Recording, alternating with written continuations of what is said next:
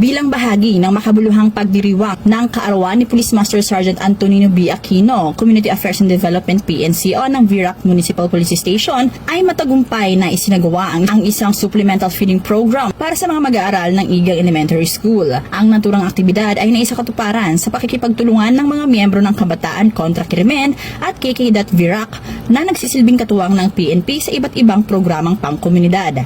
Layunin ng proyektong ito na higit pang mapabuti ang kalusugan at nutrisyon ng mga batang mag-aaral, kasabay ng pagpapatibay ng ugnayan, tiwala at pagtutulungan sa pagitan ng pulisya at ng komunidad. Bahagi rin ito ng adhikain ng PNP na ipamalas ang mas malawak na saklaw ng kanilang serbisyo, hindi lamang sa aspeto ng seguridad at kaayusan, kundi pati na rin sa larangan ng pagmamalasakit at pagkalinga sa mga pangunahing sektor ng lipunan.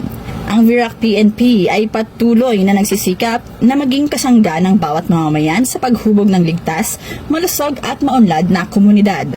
Mula dito sa Bicol Region, ako ang inyong PNN correspondent, Staff Sergeant Irene Hanitri Abad, alagad ng batas, tagataguyod ng Balitang Pulis.